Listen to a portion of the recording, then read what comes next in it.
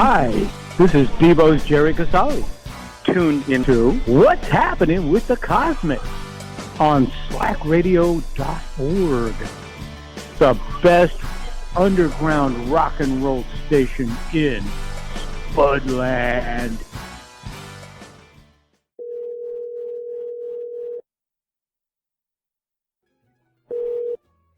Hello? Salve, Jerry. This is Cosmic Layla from Slack Radio with What's Happening with the Cosmiks. How's tricks? What's what? What's happening where? What's Happening with the Cosmiks? The radio? Oh, it's man. Really, I am only fooling. Okay. How you doing? I'm doing good. How are you?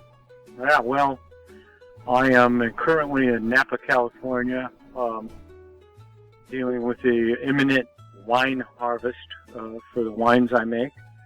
And the weather's beautiful, but, you know, that's the way it works. Yeah, well, that's good. Okay, we're going to do the world's first telepathically conducted interview. Only we'll have to turn on the intergalactic verbal exchange translator so the folks listening at home can understand us, okay? Yeah, you got it. All right, we're going to do the questions in clumps. Here's the first clump, the TV show's clump. Last time we talked about your childhood memories of music. Now I'd like to ask you, what were your favorite TV shows as a kid? Oh, my God. Okay. Well, it would have to be The Twilight Zone, for sure. And the next one after that was very much like that. What was it called? It was short-lived. It was incredible. Yikes. Outer Limits? What happened? Outer Limits. Thank you very much. That's okay. Yeah. And my favorite was where they had to operate on this woman to make her beautiful. And, you know, the cornball twist at this point, all the people in this society were mutants and ugly, and she was normal looking, and so they had to make her like them. And, you know, it was such an overarching kind of like, you know, cornball concept. But when you're a kid, you think you buy it, you love it. And now that I'm an old man, I think, God, they weren't really far off from the truth. You're not such an old man. You're only as old as you think you are. I remember that episode as well. That was played by Ellie Mae from the Beverly Hillbillies, if you remember. Really? Yes, that was who the she's lady was. The one that got her face mutated? Yes, okay. She's the one. Yeah, she was the pretty one. You know, among all the uglies. Pretty, and then they had to make her like them. Yeah, and it didn't work. And that was also a dystopian episode where they were actually, you know, being run by sort of a fascist dictatorship that wanted to make everyone look like them, and they're all ugly, right? That's why I'm saying it's relevant to now. Oh yeah, definitely. Because I don't know if you've noticed, but the fascist coup happened, and the agenda has been employed, and the playbook is working, and it just keeps getting worse day by day. And you see that, like, all public broadcasting is going down, so that, you know, and late night hosts are being fired, so that the only attitudes and only news left are propaganda. Yeah, that's true. Especially television, man. As I was looking in on the cable recently, and I'm like, oh my gosh, because I don't have cable, but I just had an opportunity to look at that. There's all this advertising. Basically, they're trying to make everybody into a gangster bitch or bastard, or GB for short. That's what GB means. Yeah, correct. What about? No, it's not funny. It's working. No, and it was predicted. You know, everybody knew this. I laugh in disbelief. Yes, I laugh in disbelief. That's basically not funny. No. Yeah, and I laugh in horror. The same difference. What about Captain Video? Captain Video. You know what? What period was that on TV? Oh, I think the 50s. That was. Captain Video was the 50s? Mm-hmm. Really? Okay. Geez. I think they had a cereal, like... Wow. Yeah. Okay. A cereal. Yeah. I remember. God, what's his name? It was so cornball. It was great. The spaceships and everything. They had the robots. He had the lightning symbol on his uniform. Oh, no. And... No, that's the wrong one. That was Flash Gordon. Flash Gordon. See, Yes, Flash Gordon. I love Flash Gordon. Okay. I love Flash. Okay, well, Captain And Video, I Flash love- Gordon, it's like the same thing. Go ahead. And I loved The Prisoner. Oh, yeah. And yeah. Patrick McGowan. And I loved, of course, the first 2 seasons of Star Trek. Mm-hmm. I mean, these changed my life. And then there were, like, guilty pleasures when I was just a little younger and didn't understand the propaganda yet. Disney had this Sunday night series called, I don't know, The Wonderful World of Disney on Sunday night, where they always had, like, serious, the scientist would come on. Mm-hmm. And, of course, he was this friendly, smiling guy that would explain things to you. And I just remember being blown away where he goes, people don't understand nuclear reactions. And just imagine we're in this room here, and he's standing in a room with a bunch of ping pong tables, and and they're covered in mouse traps with ping pong balls set in the mouse trap, right? Yeah. And he goes, now I am just going to take this one ping pong ball, and he pulls out of his suit coat pocket, and I'm going to throw it in here and watch what happens, right? And boom. And of course, the exponential reaction takes place, 1, 2, 4, 8, and they replay it in slow motion, and it's like you're 8, 9, 10 years old, and you're like, wow, this is incredible. Wow, that's a nuclear reaction. Whoa. And then to make it even funnier, the scientist has a German accent, right? So he sounds like a Nazi or something, right? We hired all the ex-Nazis. Of course. And Werner von Braun, I mean, this is how we won the space race. We hired the Nazis. And we said, oh, we'll forgive. We're not going to look at what you did because you can help us. Yep. Yeah, because the Nazis had the greatest knowledge of space technology. Mm-hmm. That's true. Unfortunately, when the first TV broadcasts are out in space from that stuff too. It's like, anyone wonder why the aliens don't land here? Well, yeah, because the joke. Because they took a look at it and said, "Get out of here. We don't want any part of this." Right. Exactly. What about Leave It to Beaver? Did you watch that show or anything? Well, of course, Jesus. Yeah, that was soft pedaling patriarchy. That was incredible. And the housewife was in this beautiful dress with pearls all the time.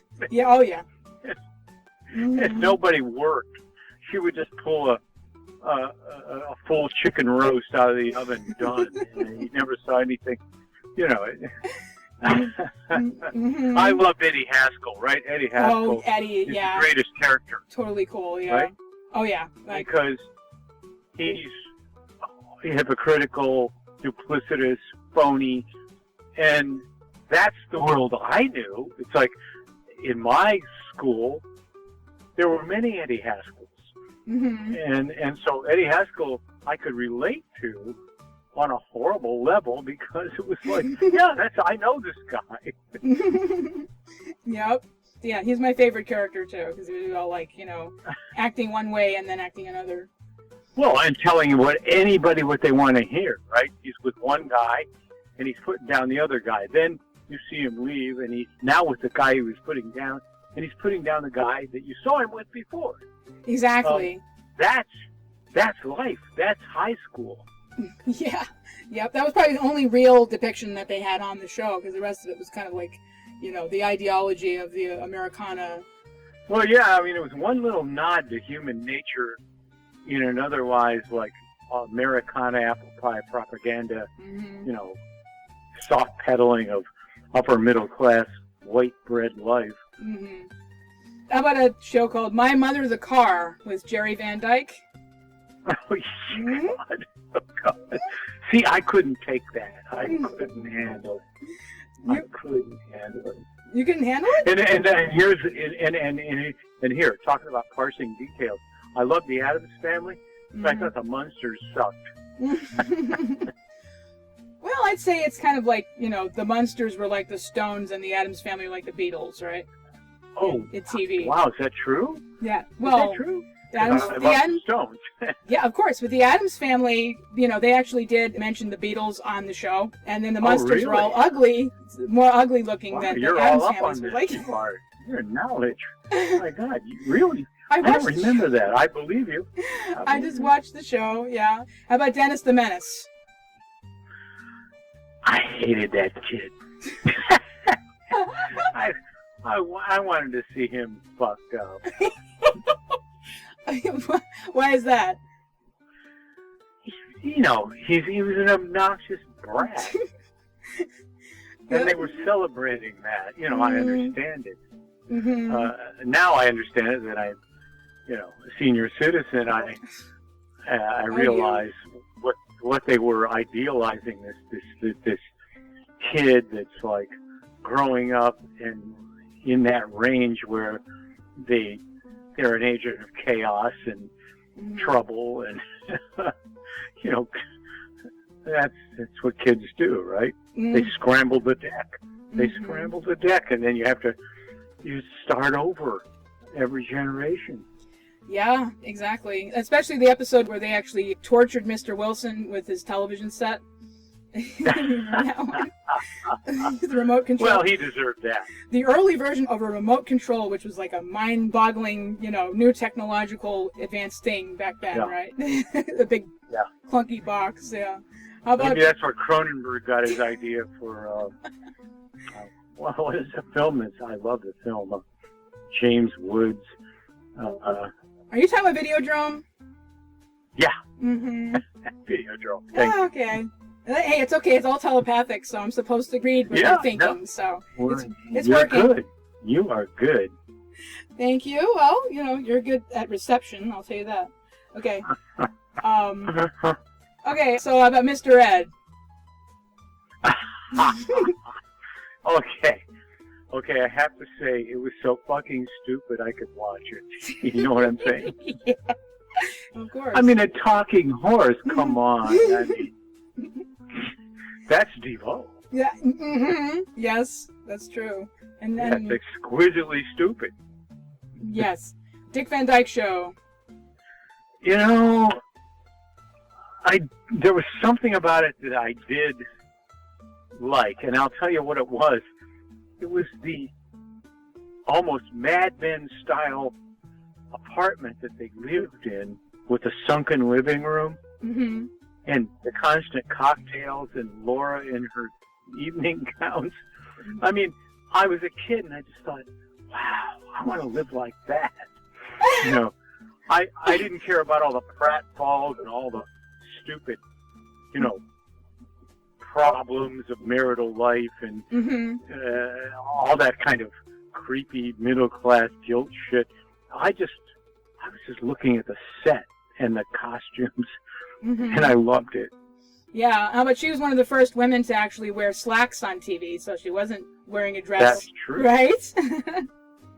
And she was sexy. Oh, yeah, of course. Oh, back then, yes. And also, one of my favorite episodes was the one with the walnuts. Do you remember that one? Yeah. And of course, Annie Thomas and you. Annie Thomas, my God. Have a glass of air, Yeah. Oh. And you lose your thumbs and your imagination if the aliens get to you. So, do we just romanticize this period of American culture and society, or was it just as evil and bad as now? It's like it just seemed like people were more talented then and more fully developed as human beings then. It wasn't a P. Diddy world, okay? It wasn't R. Kelly and P. Diddy world. Yeah. Or maybe it was, and they just buried it. Yeah, that seems very possible. Speaking of TV, While you were a guest on Saturday Night Live, did you get to meet Dan? Yeah, I know, Saturday Night Live. Did you get to meet Dan Aykroyd? Well, in the day, yeah, we when you were on that show back in October of 1978, and I think this is still true, you go through a 2.5 day intense, like almost like boot camp with the cast, and so you're watching them, compete for skits, and you're watching them do skits, and then you, the band, has to be ready to do your part when you do it, because this is like a run-through, a live rehearsal for what's going to happen. And so you're watching everything that you're not involved in. You're on the set, and you're hanging out with these people backstage when they're competing and bitching about their skits not being included. And then you go and do your thing. And so it was intense and, like eye-opening, like totally eye-opening. And we met, of course, Dan Aykroyd and John Belushi. Chevy Chase had already left the show, but he showed up the night of the show. Oh, really? And, and we hung out. And then Lorraine Newman, by the night of the show, she was already, her and Mark were already hitting on each other. Well, it is well known that Dan Aykroyd is autistic. Did you notice any autistic proclivities while working with him? Sure. Oh, yeah. God, yes. Yeah. Because, when I had already seen him on TV before I met him, and I always thought it was an act, right? I was like, this guy's really funny. How does he do that? And then you realize, well, it's almost, he's not even acting. It's real, Yeah, he seems like, oh my God. Like really focused on his parts and trying to be very precise. And I hear that's one of those qualities that autistics have, is they're very focused people. Certainly.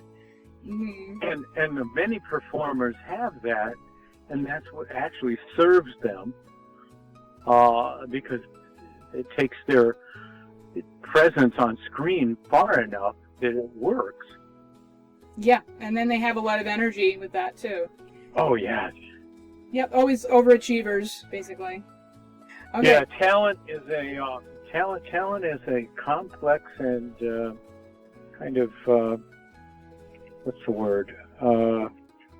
Double-edged sword, because it involves narcissism, autism, delusional thinking. Yeah, a lot of people that are really good, they're really talented, they're also out of their fucking minds. Yeah. Well, I think there's a difference between crazy people and autistic people. That's why they call it being on the spectrum. They have a spectrum of issues that they have to deal with. Yeah. There's negatives too, like depression and anxiety, and certain things bother them, Which leads you to have to perform. Right? Yeah. Yep. Yeah. Okay. Have you ever seen the Zulu Patrol? Zulu Patrol? Yeah, the Zulu Patrol. God, I'm not sure. I don't think so. I'm feeling really out of touch here. Oh, well, don't worry about it. It's a show that was on Cubo. Okay. Probably many years ago. That's a non-cable station that would play a lot of kids shows. So it was basically a scientific kids show. And we did have it featured. Did you know that Cosmik Dano did the intro for the radio version of our first interview as Molto? Okay. Do you remember that? I know you saw that interview. That's yours. No, I'm remembering now. Now you're jogging me.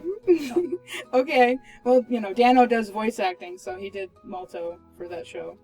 You can probably catch some of it on our channel over there at the Cosmiks. Okay, how about Bump in the Night with Mr. Bumpy? You ever see that show? I did see that. Yeah. When was that? Well, the show itself is probably from the 90s. Another one that we did upload it to the channel. Because we wanted to share that with the subs. Well, let's see, by by the 90s, I was in my 40s.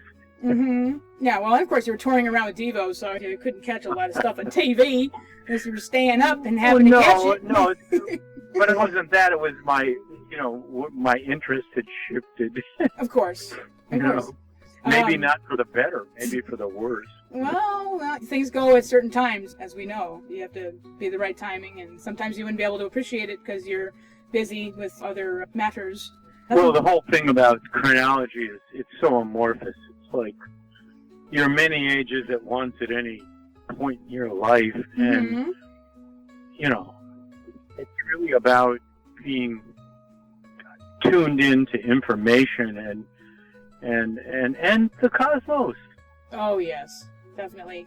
Cosmo, that's our little name for it. Actually, the Cosmiks and Cosmo is the name for all the forces put together, and it makes reality. And it's 50% your choice and 50% Cosmo's choice.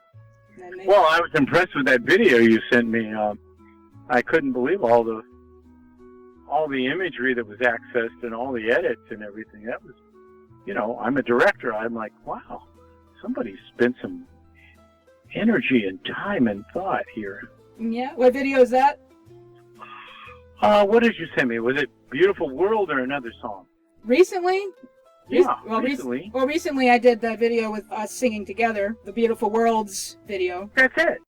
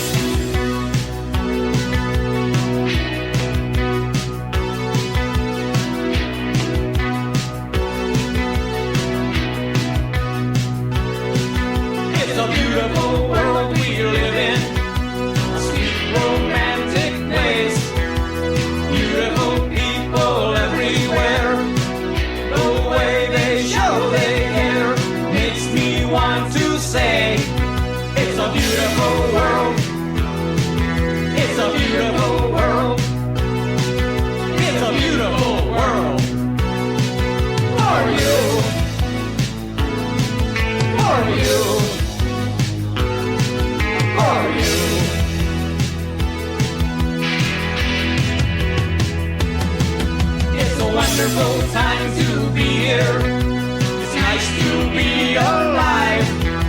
Wonderful people everywhere.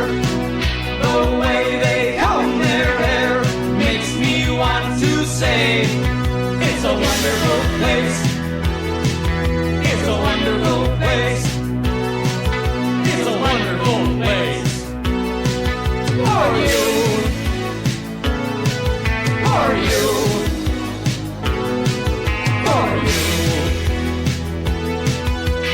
Hey, tell me what I see.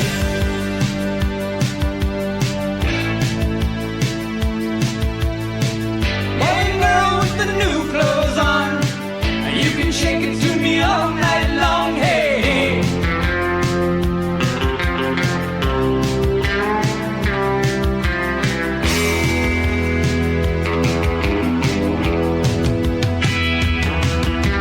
Beautiful world we live in, a sweet romantic place. Beautiful people everywhere, the way they show they care makes me want to say, it's a beautiful world. It's a beautiful world. It's a beautiful world. For you. For you. For you.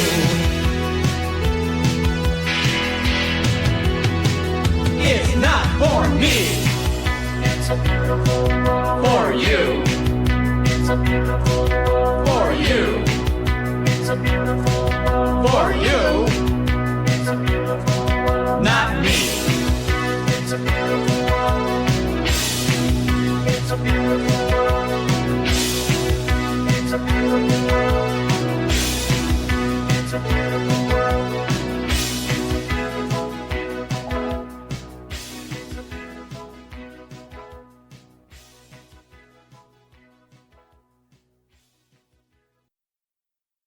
Okay, That yeah. was great. Thank you.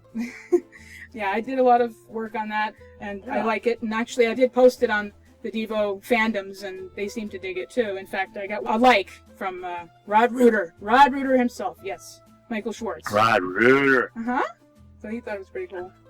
Yeah, he's an archetypal character. He's an archetype. He's every executive rolled into one.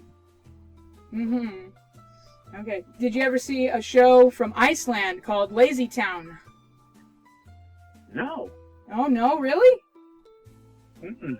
Have you ever been to Iceland? Mhm. No. No. No. Neither have I. But I hear it's really beautiful, like another planet. I've heard it described as by Mark Valenti, actually, because I interviewed him recently from Lazy Town. He's the head writer. Well, Iceland's greener than Greenland. You know that. Mm-hmm. Of course, yeah. Ice is green. Greenland is ice. Yep. Yeah. Although climate change might change that. You never know. Yeah. Yeah. Yep. I almost made it to Reykjavik, and then it Oh. fell through. Hmm. And I've been told by people that were there it was absolutely fantastic.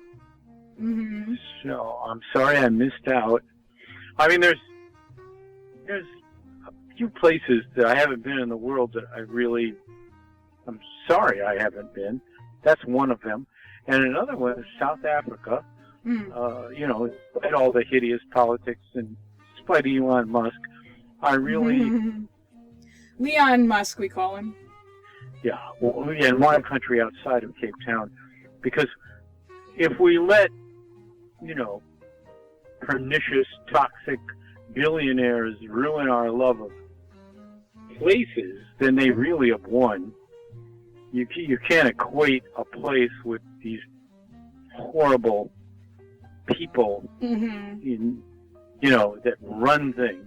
Yeah. Otherwise there'd be nowhere to go. Right. Where are you going to run? Yep, that's true. Okay, did you get a chance to check out the British sci-fi comedy show Red Dwarf that we talked about last time? What period was that? Oh, Red Dwarf was back in the late 80s, 90s, around Right. there. Right, And, right. Wait, yes, Yeah. I think you talked about it last time, and then you Red- gave me a link or something. Yes, Red Dwarf. And they're the ones that I was mentioning to you in our previous interview, talking about Smeg head, and the word Smeg Yes, Smegma. being related to DEVO, because you guys used the term first, and then Red Dwarf seems to have Nikki taken it, and that's why I brought it up with you last time. Right, because we were in the early days of DEVO, we were talking a lot about Smegma. Mm-hmm. Yeah, I know. That's disgusting, but it's true. I know. Yeah. That's probably why we were talking about Of it. course. Smegma and bolus. Bolus. What does that one mean? BOLUS. That's a snot hole. Oh gosh. You know, okay. like when a really green, you know, when you're really sick. Oh god. It's a really green snot hole. Oh, that's a new one. That's a new one on me. Yeah. Yeah. What do you think about Red Dwarf? Really smart. So, Really smart. do you have any particular favorite characters or from the show? Oh God, jeez, that was a while ago. Okay, who's the antagonist in that show? The antagonist. Oh, well, I would say that Remmer would be the closest to an antagonist. You know, the guy with the H on his head? He's definitely the most annoying. He's played by Chris Berry. Is that who you're referring to? Because he's the closest to an antagonist I can think of, because otherwise they just have monsters and stuff. That's it. Yeah. Arnold Remmer. That. The hologram. Man, you are a font of information. You pay attention to everything. I love it. Oh, well, I hear that you're paying a lot of attention too, so I appreciate the compliment. I do a lot of research, and I just really happen to love Red Dwarf. I'm a dwarfer. So, okay, let's move on. What do you think about the following showbiz guys? Okay, ready? First one is Mel Torme. Oh my God! I received a video cassette. I mean, not a video cassette, an audio cassette from a guy that worked at Al Clark, that worked at Virgin Records as an executive. In 1978, he has Mel Torme in the studio drunk, making up obscene porno lyrics to Corcovado, like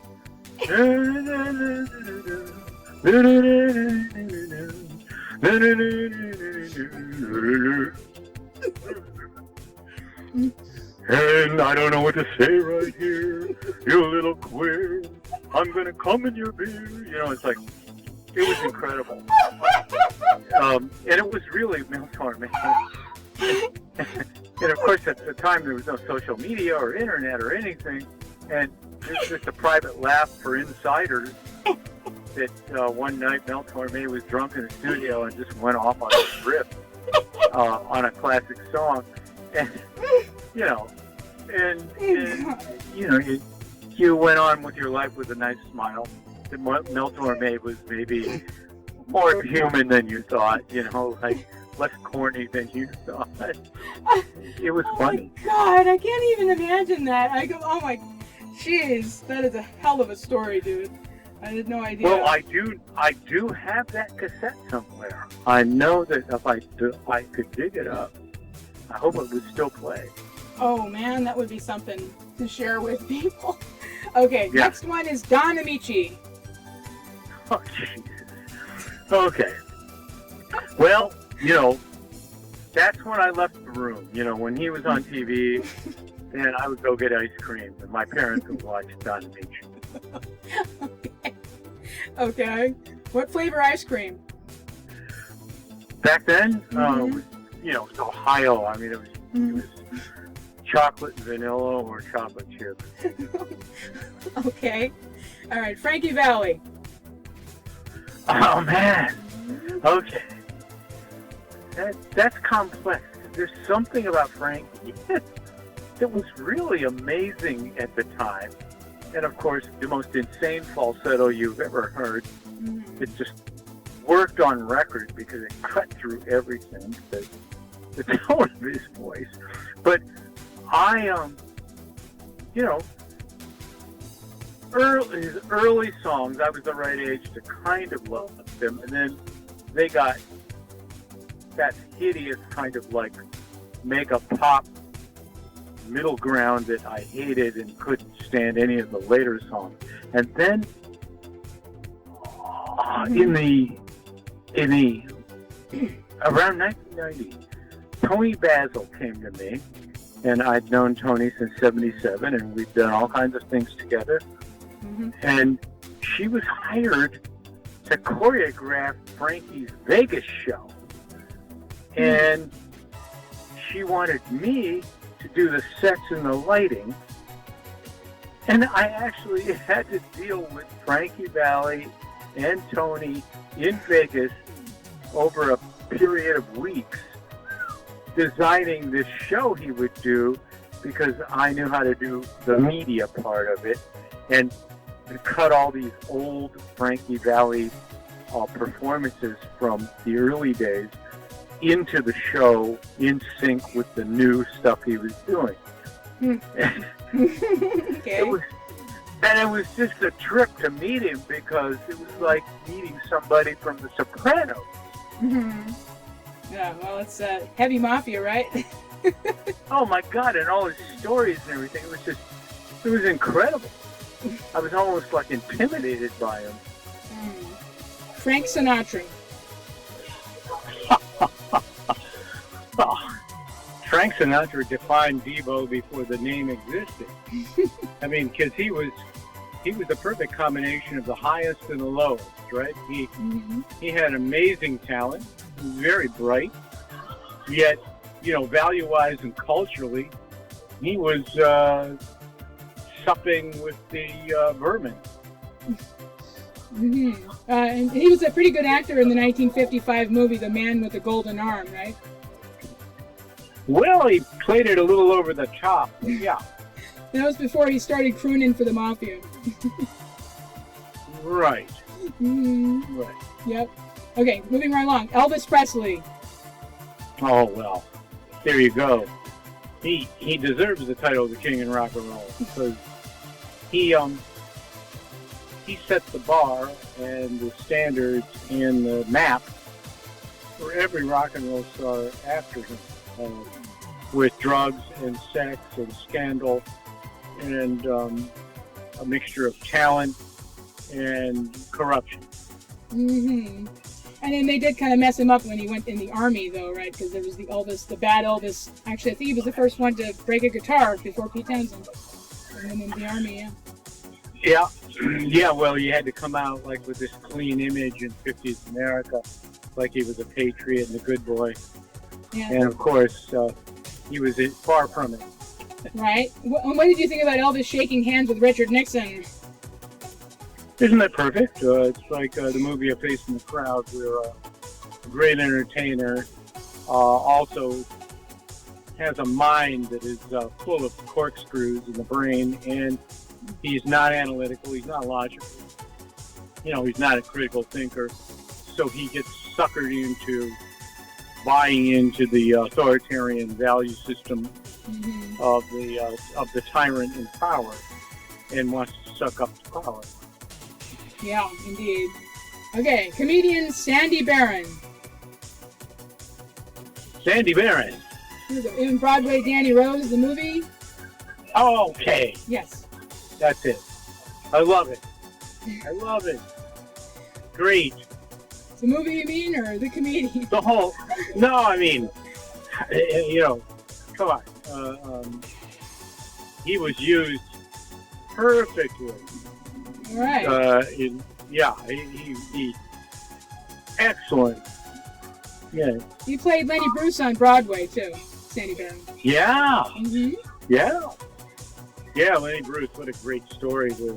Hey, you better stay funny or you're going down. Exactly. And Sandy Barron happens to be my godfather. Oh my God, I didn't know that. Yeah. Whoa. He introduced my parents. Jeez. In New York City, that's true. Whoa, how did you know that forever? Oh yeah, since I was old enough to understand English. Yeah, it's pretty interesting. Alrighty. So how old were you when he did Broadway Danny Rose? I wasn't born yet. You weren't even born yet, No. right? That's what I thought. No. And then of course there was the movie Static, which Cosmik Dano was playing the SWAT man in that. So it's all part of history there. Wow. With Keith Gordon and did you ever meet what's his name? The guy that directed Broadway Danny Rose? Woody Allen? Woody Allen, yeah. No, not me personally, but Cosmik Dano. Okay. Cosmik Dano did. Okay. He was actually invited down to the set during the diner scene. You remember in the Telepathic? Okay, yeah. Yeah, and he ended up going down there to meet Sandy Barron, and Sandy didn't show up. So he had to go hang around the hot set. Wow. Feel a little awkward and everything, but then he got to meet Woody Allen, who was just sitting across one of the tables, and he was like, dressed all down. Wow. So he didn't even recognize him until he went right up to him, and Cosmik Dano had mirror glasses on, so he's like... And that was before Woody got accused of being a pedophile. I think so. Yeah, of course, that was way before that. Yeah. Alrighty. That's it for that clump. Now we're going to surf the politics clump. Oh. What did you think about the 2025 LA wildfires, and how did they affect you? Oh, God, all they did was further devolve a city that was already in freefall in the most horrible way, because so many people that didn't deserve to have their lives ruined had their lives ruined. And I knew many of them, and they were left homeless, and then the insurance companies start fighting not to pay off, and the people in Altadena get screwed 3 or 4 times as bad as the people in the Palisades, and then all these people had to seek temporary rent elsewhere. So all the landlords started gouging rents. Mm-hmm. You know, Yeah. it's a snowball. Right. Did it affect you at all, or was it just the LA area? Of course it did. Of course it did. I mean, it just made everything that much worse. And places I would go were out of business because nobody could come and patronize them. And then the restaurants that stayed in business just start pumping up the prices another 20%. And then I, you know, because of my wine business and what I'm doing, I needed to, you know, slim down. I needed to, whatever you call it, downsize. Yeah. And I tried to rent my place, and I wasn't even allowed to because they lumped me in with a rent voucher. Oh, jeez. And it was ridiculous. So they determined, now the city of Santa Monica determines what you can rent your place for if you never rented it before the fires. Now they determine what you're allowed to rent it for, and it didn't even cover my mortgage. Oh, man, that sucks. Brutal. Yeah, it is. And the timing of it was also interesting because it was right when the dump, was coming in to be the president. And I thought that was just a little too conveniently timed. Yeah, it's all part of the supreme grift. Supreme grift. Yeah, what do you think about the dump's presidency? Well, come on. This is, the coup has happened. It is beyond corruption. Although the corruption is deep and multifaceted, he is profiting from being president with all his nefarious business ventures and crypto, and everything's rigged. And everything's a like a carnival barker, right, scenario. Uh-huh. It's a grift. It's the biggest transfer of wealth from common people to the one percenters in the history of America. And in addition to that, of course, he has destroyed the guardrails between the three branches of government. Mm-hmm. And he is, he has installed loyalists to co-opt every government agency, and he has put government agencies who actually help people out of business. So you're watching something that's on such a multifaceted level of nefarious evil that it's freezing people from even being able to react because it's so big and so powerful and coming so fast that they don't even know where to strike next, right? You can't even defend yourself. Mm-hmm. Hey, you know what? Hey, I heard that. You know what? I'm gonna win the Nobel Peace Prize because I'm the president.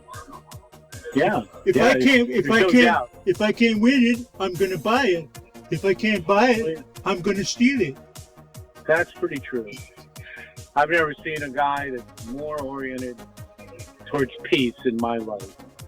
Yeah. I was just talking to the two Vladimirs, and we're gonna do? We're gonna make a deal, okay? I'm just like John Lemon.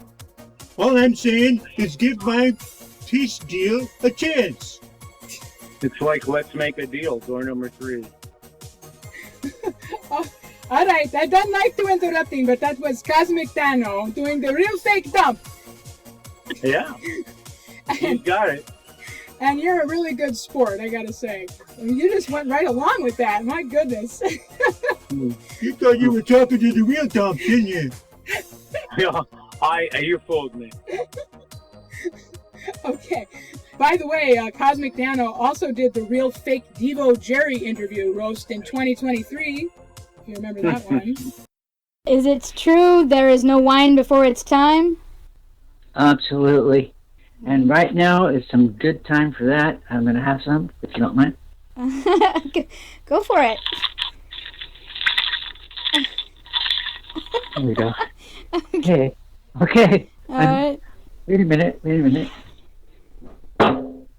go. I had the bottle down. Okay, I'm ready. Okay. Duty now for the future. Do you enjoy some cheese with your wine? If so, what kind of cheese do you prefer? Well, I usually don't eat cheese with wine at the same time. I usually eat my cheese first and drink the wine after. And the kind of cheese, well, it varies. There's probably about 1 million different kinds of cheeses out there, So I can just, I'd like to go through a cheesery, like you go through a winery and do wine tests. Uh-huh. Well, I go through the cheesery and taste the cheeses too. And so I have a lot of fun doing that these days, especially after DEVO isn't on the road anymore. Oh, yeah, right. You know how these things are. Mm-hmm. Definitely. Well, not being on the road, your life changes a little bit, and so like that. Speaking of that, what is the meaning behind your new song, "The Invisible Man"? Well, I am the Invisible Man. Oh, care to elaborate on what you I'm mean? the Invisible Man behind DEVO. Mark he's the front man, and I'm the Invisible Man. See? Some people might It's say like- Mark is like the puppet boy. Would you think that? Well, Wake Up Puppet Boy is kind of, my song. It's about that. About what? Mark. Oh, is it so? That's interesting. I don't think a lot of people know that. No, Hello. people don't know that. And don't tell them or I will kill you. No. Actually, no. You wouldn't. Actually, I won't. I won't kill you. No, of course not. I'll just have my goons kill you. Do you remember that one? Yeah, I kind of do, yes. the one with the knucklehead dummy and the Stephanie wig and you in the gorge mask. Yeah. What did you think of that one? I thought it was very creative effort. Well, thank you very much. You go a long way for our pranks. Yeah, well, As you can see. I'm honored that somebody would spend the time on me. Okay. If you were a ventriloquist, who would be your dummy?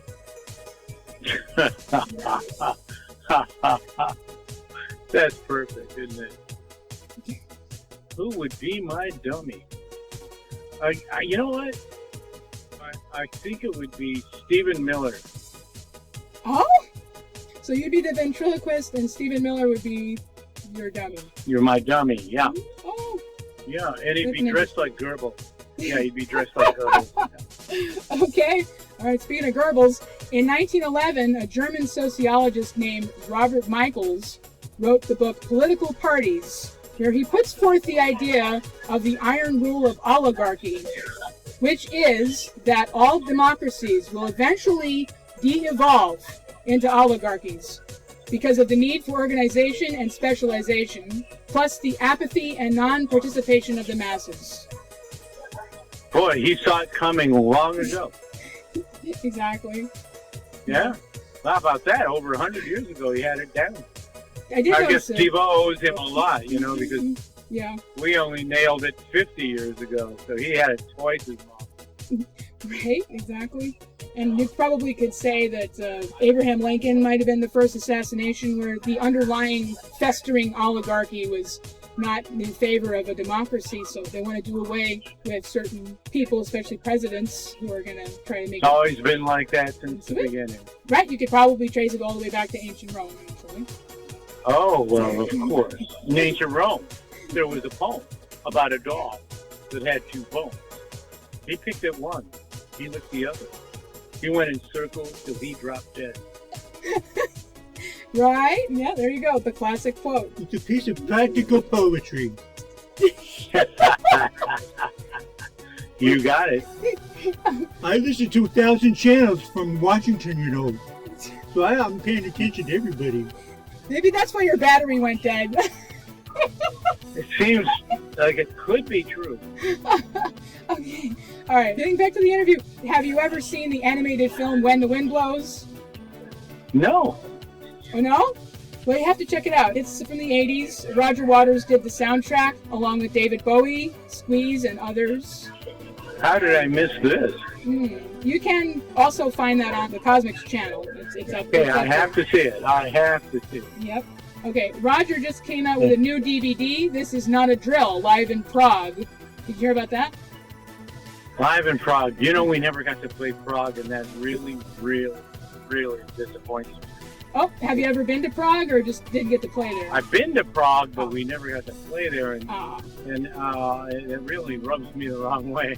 Oh gosh. Well, Roger played Prague, and then he came out with a new DVD. This is Not a Drill, and it's a really good show. He had a big obelisk in the middle of the theater, and Yeah. So, what is your stance on LGBTQ plus rights? Well, I mean, it's just so sad that anybody's fucking with that. It's ridiculous. Like, we're not even talking about a big enough segment of the population to be a threat to any of these uptight, reactionary, white, suprematist, Christian assholes. They gotta leave these people alone. It's like, it's okay, you don't want to be part of that, you don't want to do that. Nobody's telling you you gotta do it. Like, go have 12 kids, be a fucking hideous, hypocritical Christian asshole that's not Christian at all, that's not tolerant at all, that is mean and diabolical, that wants to punish others. But leave these fucking people alone, for God's sake. I totally agree. And also, they're causing the least amount of trouble because, like you just pointed out, they aren't having kids like that. So they're not increasing the population problem. Oh, exactly. Seriously. Okay, have you ever had an encounter with the gay mafia? I don't think so. Okay. I mean, I think I met the gay mafia. They never did anything to me. No, they never did anything to you. Okay. No. All right. No. Guess I wasn't handsome enough. Okay, well, that's a matter of opinion. All right, what's your views about Brian Eno and Robert Fripp? Great people that were great creative forces in the alternate, pop music rock universe, doing the coolest, smartest stuff at the time. Yep, and of course Brian Eno is the producer of the DEVO stuff. Well, he went on to become a real producer, right? He cut his teeth on DEVO, but then he really came into his own with the Talking Heads. Oh yeah, I really like Brian Eno's music, especially his soundtrack type stuff music. And incidentally, of course. Yeah, incidentally, he provided some of the music for the soundtrack for Static, the movie with Keith Gordon and Amanda Plummer. Okay. So, Excellent. What could be improved within the human male and female relationship in today's society? Oh, come on. Just about anything you could name. I mean, come on. Name one. Okay. Smarter orgasms. Okay, that's a good one. Any updated views about climate change? Hey, it doesn't exist, man. Yeah, man, that's right. It's a total Yeah, scam. we're all imagining it. Yeah. That's As true. we burn up in hell. Yeah. Right? And as the great big hurricane Erin is like the biggest hurricane in the Atlantic right now. And it's not anywhere near There land, we go. but it's awesome. We should be proud of ourselves for creating the biggest hurricane ever. That's right, it's tremendous. As the dump would say, Yeah. right? It's the most tremendous hurricane. Yeah, we're it's number tremendous. one. We're number one. It's We're number tremendous, yeah. We have a Hurricane Maker 5000. one. That's right. That's right. Nobody can beat us, motherfucker. Oh, yeah, that's right. Just try to get me out of office, see what happens. What are you going to do about it? Nothing's gonna be 3 terms. You need to be president forever. Okay. That's Yeah. right. No, Well, the wait a only thing minute. that's gonna stop the Trump is death. Well, no, I'm going to be a king. Okay. If you strike at the king, you better kill him. Well, no, he's gonna die, but then what? Well, then my successor will take over. Advanced Oh. demon. Yeah, the Okay. little demon, he's going to take over. He's a great guy. Yeah, he's a great guy. He's younger than the dump, so we're really in for it. Next up, we're going to discorporate for the metaphysical clump. Let's make believe we're toasting marshmallows and telling stories over a campfire on a starry night somewhere in Wyoming, okay? Yeah. If you could travel anywhere in time, where would you go and what would you buy? Okay. Okay, well, I guess I'd travel in the future and buy a new hard drive for my AI brain. All right, good answer. Have you ever stayed at a haunted hotel? Not that I know of. Did you ever have any cold spots or anything creepy? Oh, I've had plenty of those. Like where? I mean, like what city? Oh, God. Kansas City and Lincoln, Nebraska. Oh, okay. Do you believe in the existence of a third eye? Absolutely. Okay. Absolutely. How about the existence of a third thumb? What's that? How about the existence of a third thumb? I don't know. I mean, Well, that may be beyond my consciousness. I don't know. well, the existence of a third thumb is what you do is you extend your hands out in front of you with thumbs pointing toward each other. Then you look at a distant object in the background and you will see your third thumb. When we get off the phone, I will try that. Okay, it's a deal. Do you practice any meditation? Every day. Oh, okay. Yep. When you get tense, what do you like to do to relax? Jerk off. No, besides that. Well, I can't think of anything better. Okay. It always ends the same way, and it ends exactly as you like it. All right. Do you think that we exist in a teardrop universe? Oh, yeah, absolutely. Well, I never wanted to believe that, but now I know. Like a multiverse type of a thing, or just one Absolutely. Oh, teardrop? no doubt about it. No doubt about it. In fact, we are all living in a Black Mirror world now, in a teardrop version. Yeah, everything only looks like what it used to be and what you thought you were part of. It isn't. Right? And someone once said, I think it was actually Barnabas on Dark Shadows, that said, there are many times you only have to find them. Right? Yeah. Do you have any theories about the origins of human consciousness?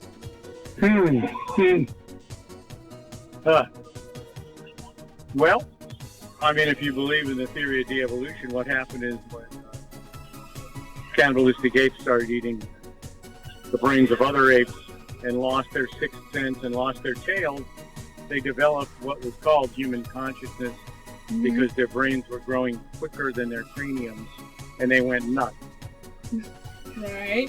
Well, do you have any No. personal theories besides the evolution? I mean, is there No, any I thought other- that was a better explanation than the Bible and better than Darwin. So, Better than Darwin. Okay.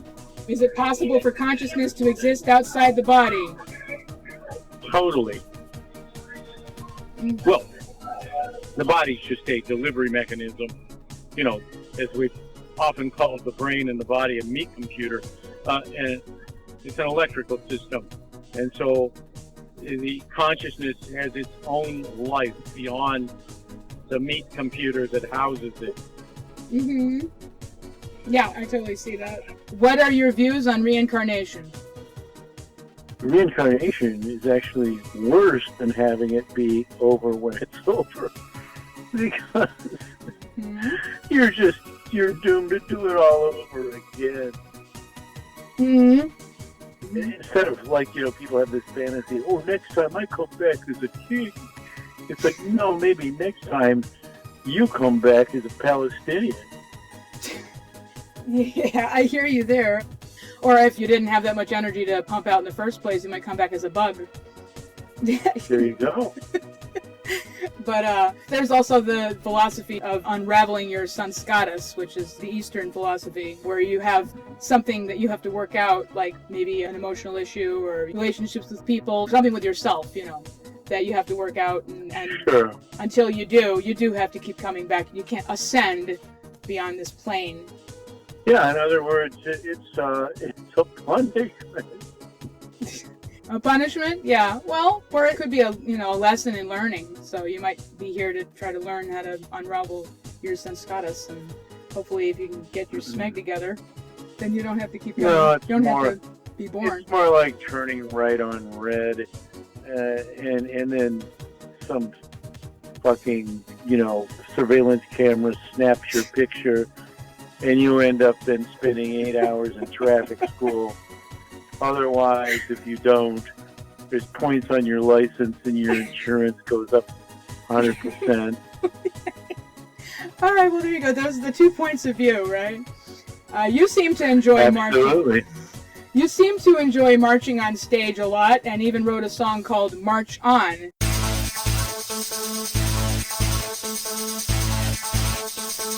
March on.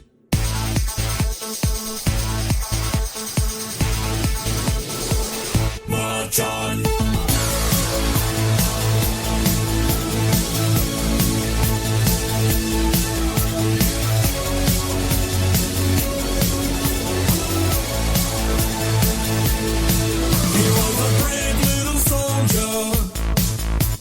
Marching far from home, he was lost and he was lonely, pretending to be bold. He was a brave little soldier, marching all alone. He was looking for some answers, he was looking for some love. Letters froze inside his mind, spelling words that seemed to say everything would be revealed in some twisted way. A big idea, reality or make-believe. A great idea, but where does it ever lead? A loose idea, then do we ever really know? It's bound to happen, but in the meantime, it's on with the show, on with the show. March on.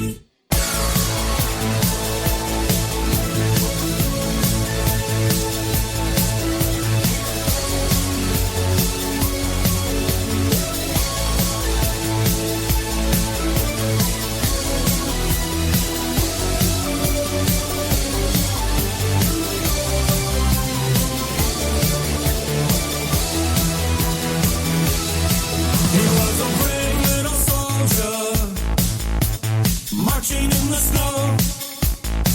He had a chip on his shoulder, too bad he didn't know. He marched into the future, thinking time was on his side. With no woman on his shoulder, life just passed him by. Letters froze inside his mind, spelling words that seem to say everything would be revealed in some twisted way. March on.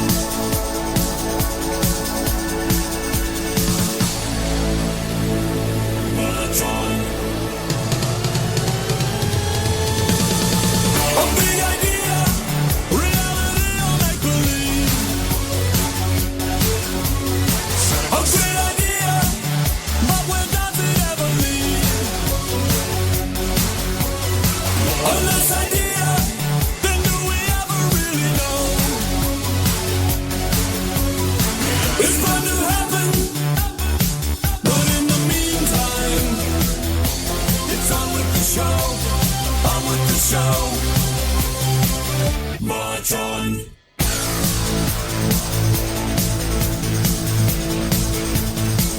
March on.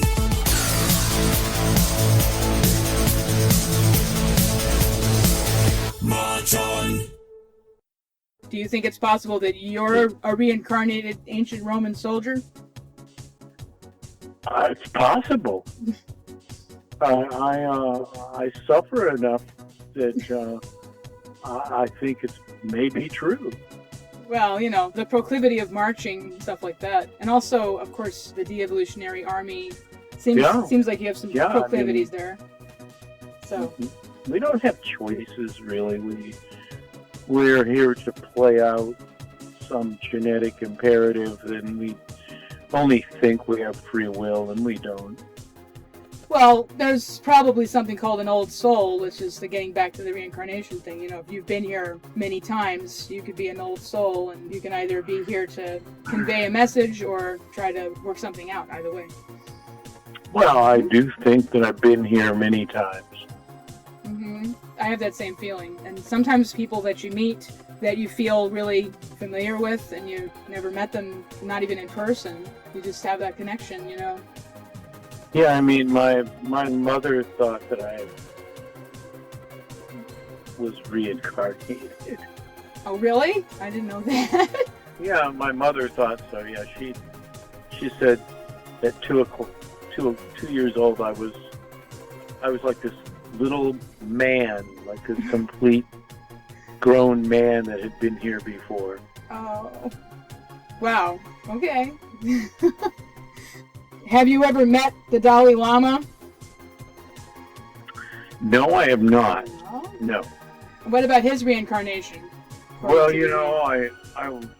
I befriended a Shaolin monk, Lama Lana in L.A. And, according to Lama Lana, it's all real. He believes it. Yeah, the news is the next reincarnation is going to be in the control of the current Dalai Lama instead of the Chinese government, basically, because that's what the Chinese would like to try to take control and name the new Dalai Lama, and it's like there's this little conflict going on between them. Yeah. Yes. Yeah, I know. Yeah. Okay, now the last official clump, the miscellaneous jokey clump. Okay, here's a quick joke for you. What do you get when you have a picnic in Italy? A great time. How about Rome ants? Rome ants. Yeah. Oh, I thought you meant like ants in Rome. Exactly. That's what you get when you have a picnic in Italy. Get it? Ba-dum-bum. Yeah. Well, yeah, that really is. That really is. Speaking of Italy, have you ever been to Casale Monferrato in Piemonte? Yes, I have. Absolutely. Oh, yeah? It's got a history behind it, doesn't it? Oh, Inara, hello. Oh, Inara. Hey. Yeah. It's my daughter. She's awake. Hi. Oh, wow. Inara. Say hello. Say hello. Say hello. Hello. Yeah. Hello. Hello, Inara. She's confused. That's okay. So, we were talking about Casale Monferrato. I did research. Yeah. There was some history behind that. Is like some very nasty things happened there a long time ago, right? Oh, yeah? Oh, yeah? Well, I'm not aware of that, but I would imagine that any place you chose, you could find nasty things at some point. That's true. At Casale Monferrato, I think there were beheadings and stuff like that. Oh, of course. Yep. Oh, sure. Long time ago. Moving right along. How did you hear about James Turrell's Rodin Crater in Arizona? The girl I was dating, she worked for James Turrell putting together his models that he would show in museums, like when he was showing works that he wanted to create, looking for commissions. In other words, looking for the money to do them. Mm-hmm. And so she introduced me to him, and we became friendly, and then we traveled and met him as he was at the Rodin Crater, when he was still in development there with it. Mm-hmm. And we stayed there. in dream trailers on the desert floor. Wow. The reason I brought that up is because that's what you were referring to in our first interview, if you remember. You said it was in Sedona, but actually it was in the Painted Desert. Yeah, I thought it was Sedona. I thought that's where I was. I know. I took a look at that. It's very psychedelic looking. You know, you could use it in a movie or something because it's just really symmetrically interesting. Oh, yeah. I was in the tunnels before they were finished, but he had created enough of it where there was the camera obscura phenomena where you were looking at a piece of sky from underground, and it has this illusion that the sky is like that the heavens are really close to you, like it's like a telescope that brings them close to you, and it was phenomenal. It was amazing. Yeah, I saw some footage of that. It was really interesting. You see outer space and stuff if you look up there. Yeah, it's pretty cool. Yeah. Do you think it's a good idea for humans to establish colonies on the moon? Well, that's what humans do, right? It's like what William Burroughs said. He said we're a virus, and that we are destined to infect as much of the universe as possible. Right. Well, of course, we'd have to get our shit together on this planet first before we go trying to. Well, but see, this is the human nature. Humans, by nature, are conflicted. The duality causes them to shit where they eat, right? As is said, and so rather than fix where they are, they destroy it and move on. Yeah, right. Well, I think I'm going to have a little trouble with Mars, though, because, I mean, those dust storms are enough to cause trouble. The dust will just eat right through anything. So, that's why it's pure fantasy. It's ridiculous. It's a ridiculous bro fantasy. Tech bro, yeah, exactly. What new projects are you working on these days? I'm, slowly, because it's very difficult to get people together anymore. I have enough original songs I wrote that slowly getting them recorded to put out a new, solo piece of vinyl, and I'm halfway there, and just waiting for people to be available again. I got several songs, and I worked on one for a while. It's a suite, and it's called WAWTC. Yeah. That was the one you talked about last time. Yeah, I'm still working on that, but then I have a lot more. And I worked on that with Steve Stevens, the guitar player, one of the greatest guitar player from the 80s ever. And he did all that stuff with Billy Idol when Billy Idol had hits. That's his guitar and Rebel Yell and many others. He's incredible. He's a good guy. He's a good guy. Oh, wow. Well, I hope you can get to finishing that and putting it out. It's going to happen. It has to happen. Yeah. I want to hear some more stuff from you, man. That's what I want to hear. I want to hear some more Jerry music. And this suite is like about 7 minutes long. Oh, man. Is it like all instrumental or? No. No, you have some. No. Oh, you're singing? The whole theme, yeah. Wow. Okay. How did you get involved with the Schindler Space Architect film? Well, I've always just been a big fan of incredible architects, through the 20th century and into the 21st century. And of course, I particularly loved mid-century modern architecture that was revolutionary at the time. You know, like Richard Neutra and Mies van der Rohe and R.M. Schindler. And my friends that I was close with were serious about trying to, rehabilitate R.M. Schindler's reputation, because he was kind of shit on and left behind, and he was betrayed by Richard Neutra, and so my good friend Valentina Ganeva,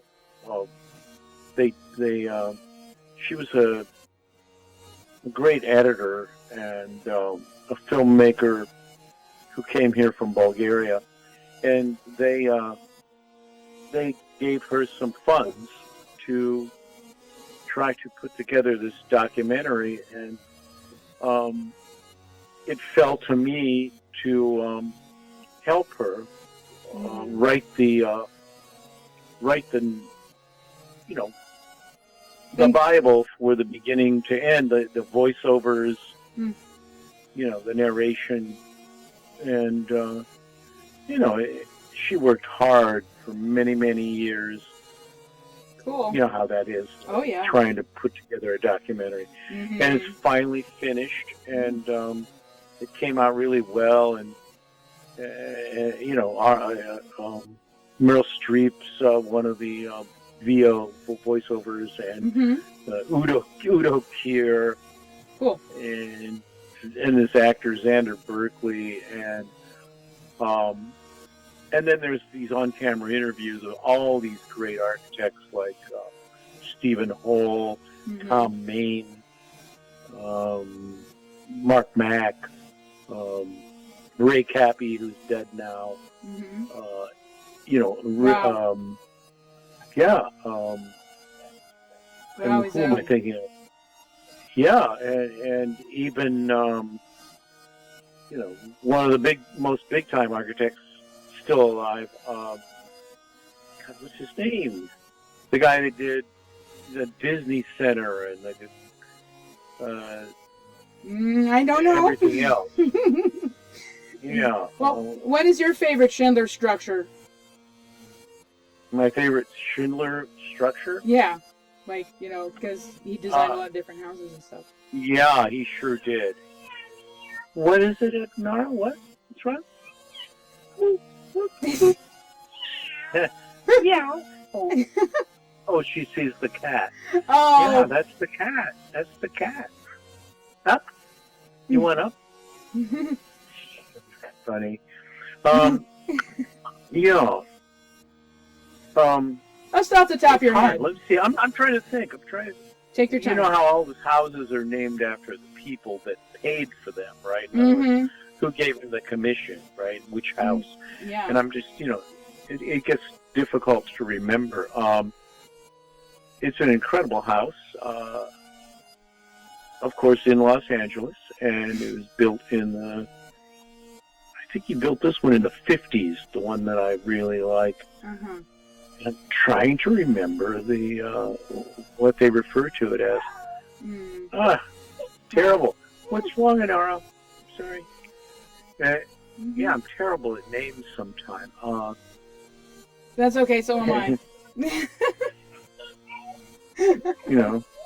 I know, it's like I wrote the narration and I can't remember the commission. That's okay. Don't worry about it.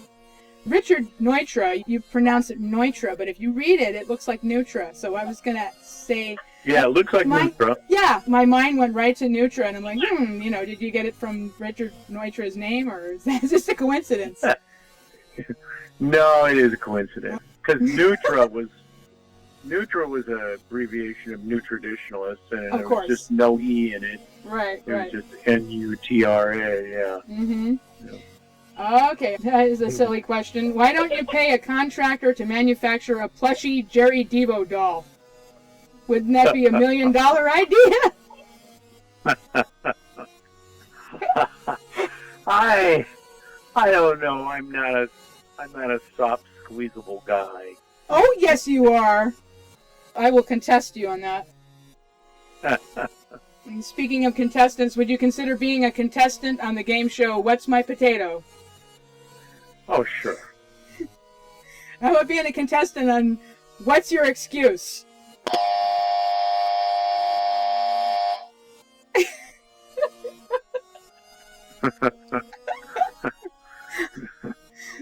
Okay. I like that. You could go for the $99,000 pyramid, man. Although it's, Yeah. I know that none of it's your fault. You just have these things happening to you at the wrong times, right? That's pretty much true, yeah. Back in the 50s and 60s, kids used to pop their cheek in school. Can you still pop your cheek? Like this?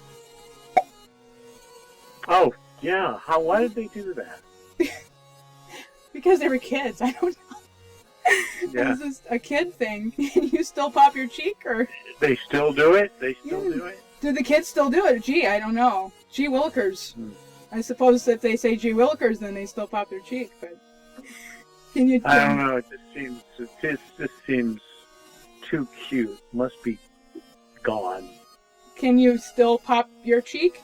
Can you try that? No, I Uh-huh. can't pop my cheek. No. Oh. Okay. Can't blame a girl for trying. Okay.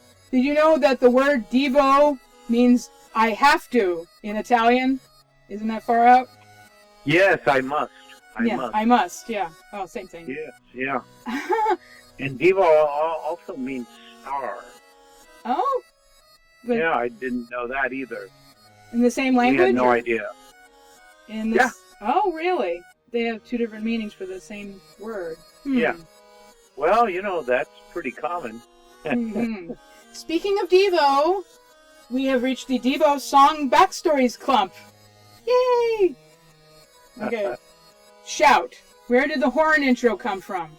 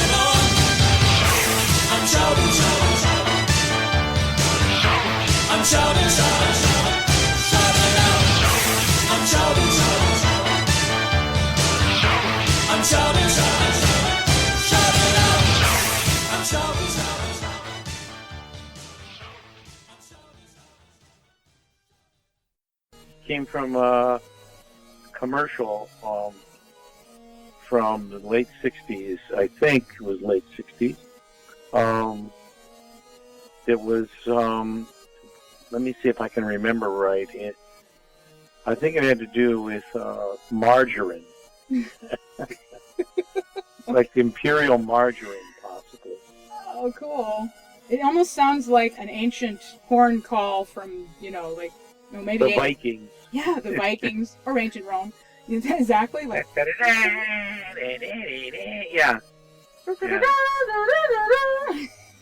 Yeah. And you can, right? You call one side and then the other side responds, right? Mm-hmm. Okay. Mm-hmm. Next song is the Rope Song. I found a girl with a pretty face. I tied a rope around her waist. I know when she's in and when she's out. There ain't nothing to guess about. She covers her ears when I play my guitar. She runs away, but not very far. Push a button, retractable cord. I pull it back when I get bored.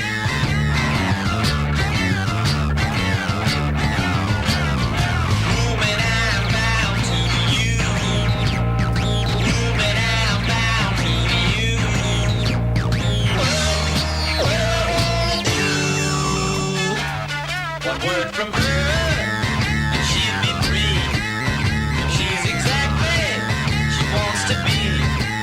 Magnetic Madonna, close in the night. Reciprocal pull, I flow to the light.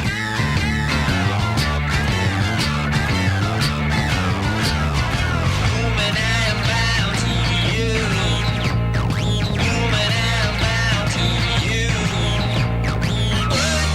What I wanna do? Woman, what do I want? Woman, what do I want? Woman, what do I want? Woman, what do I want?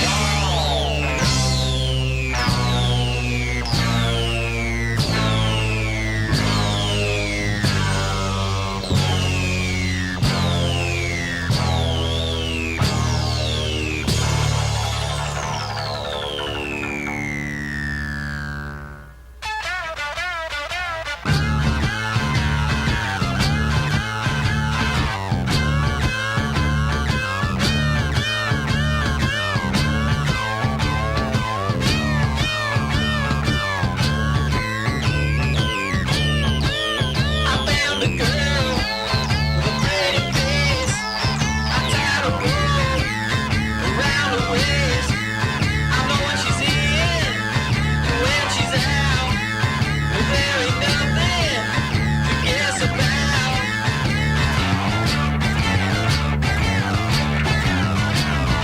Woman, I'm bound to you. Woman, I'm bound to you.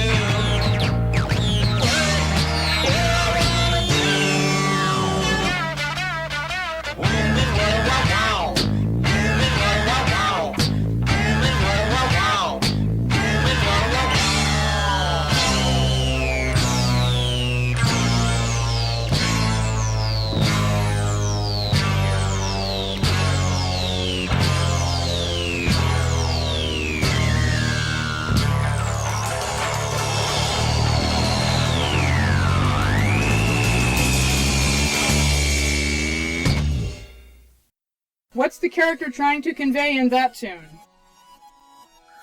Oh, it was just a silly exercise, cute, about the man thinks that,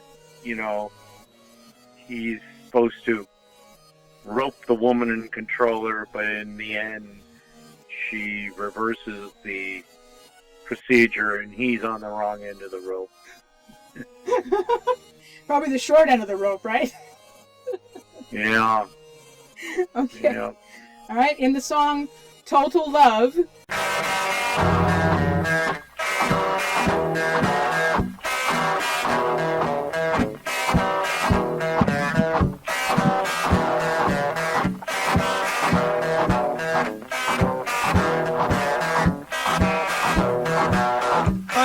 for total love. I look for total love. I look for total love. You know what I mean. Bring me your machine. Rotate your iron lung. Attach me, hold my hand. Show me you're in command. You're still hung up on man's love stuff. Put out your cigarette. It only makes a mess. Well, deals might be alright for little big mice, but this is life or death. Please give me total love, total A to Z. It's not discreet, it's total with a capital T. Well, I'm not lying, not talking smut when I tell you I wanna live in your butt. Go on a shopping spree, really get in a rut.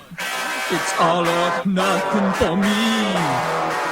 I'd like to total love. I'd like to total love. I'd like to total love. I'd like to total love. Bring it back with one good smack. Oh God, give me total love. I'm gonna blow like a whale. Give it like you did before. You put your toilet up for sale. Who do you think you are? Holding out like you got something better to do. Then give me total love. Give me total love. Give me.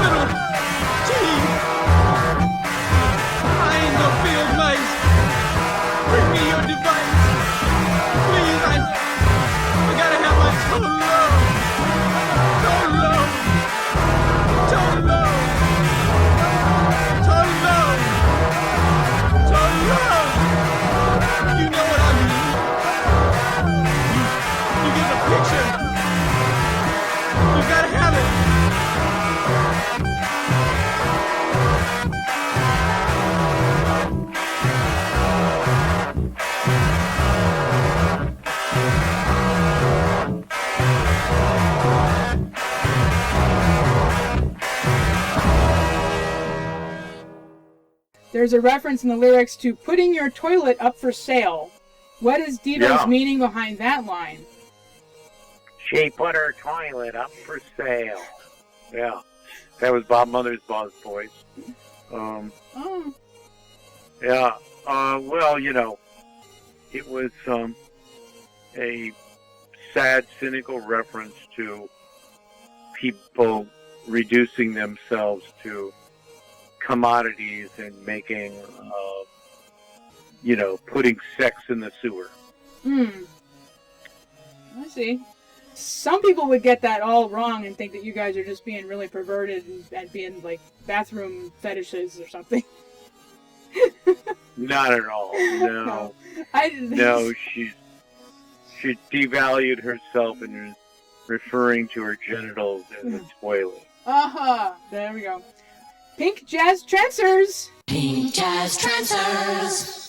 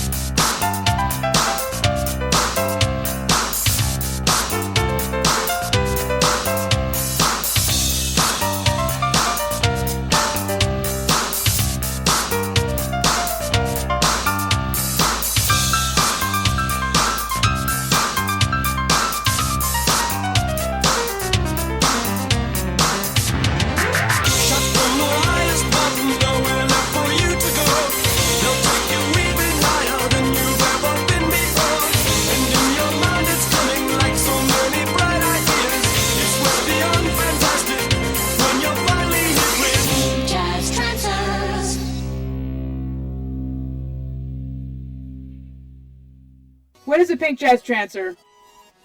Yeah, Pink Jazz Trancer. Yeah. That's kind of a good feeling,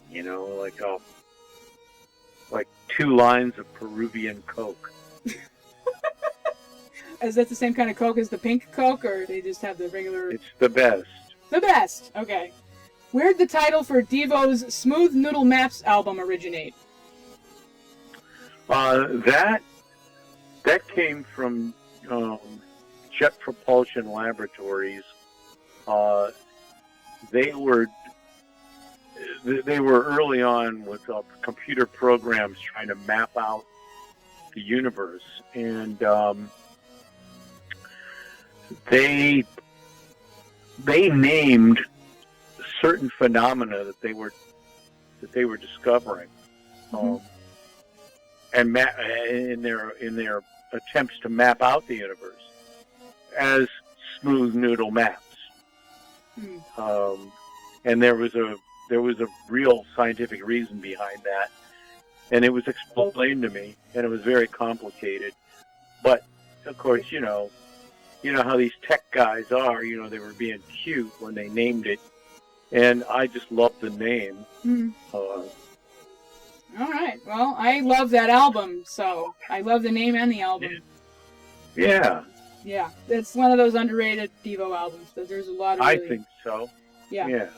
Really good songs on there.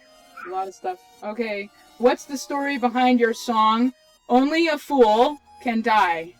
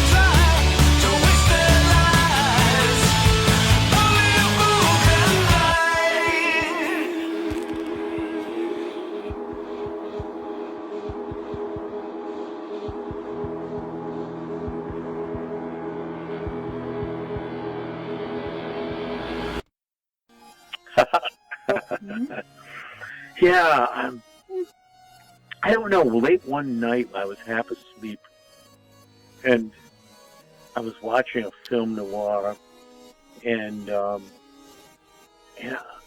was, I can't remember which film it was now, but a fantastic black and white 50s film noir, and there was a character in there, and I swore he said that, but he didn't, and so it was like I made it up in my mind, and then I couldn't get it out of my head, and I was laughing at myself that I said only a fool can die, because it's absurd. But then on the other level, what it kind of means is that you as an individual can prevail over all the people that want to bring you down and want to make you give up and want to crush your spirit and want to defeat you, that they can't kill you if you don't let them. Oh, yeah. That's a very positive message right there. It was, actually. Yeah, it still is. And then I wrote a song. And then my song got merged with Adam Freeland. Yeah. That was doing a lot of EDM, and we worked together, and I sang my lyrics from my song over some of his music, and I love the track. It became a great big long track, very, very well produced. I like the song. Oh yeah, I love that song too. When I first heard it, I was like, man, you know what's missing? A video. So, yeah. You know what happened there, right? Yeah, what? Oh, come on, you don't remember me making a video for that? Oh, God, yeah. Yes, I did. Yeah. I made a video for Only a Fool Can Die, and sent it to you for your birthday. That's right. Last year. That's right. Mm-hmm. That's right. Yeah. God. Well, my mind is going, I'll tell you. Oh, no, you're fine. Well, Jerry, it has been a most epic time communicating with you again. Any extra de-evolutionary thoughts you'd like to transmit before we turn off the intergalactic verbal exchange translator? Oh, man. Well, you remember what George Orwell said about the future, right? Yes. Back when he was dying, not long after he wrote 1984, he said the future was the boot of fascism coming down in the face of humanity over and over. And that's exactly what we are seeing. Do you agree with that view? Is that your personal view? It feels very true. I realize now in retrospect that I was very lucky to be born when I was, and that I enjoyed this little window of relative freedom in the 50s and 60s, when there was a true middle class, when there was a semblance of democratic rule of law, when even an average person could have a nice life and health care, when their vote kind of mattered. And if you follow the trajectory from then to now, it's all the evolution. It's all the march to the right. It's all the end of liberty. Less tolerance, less liberty than ever. More suffering and death, more genocide, more tyrannical rule than ever.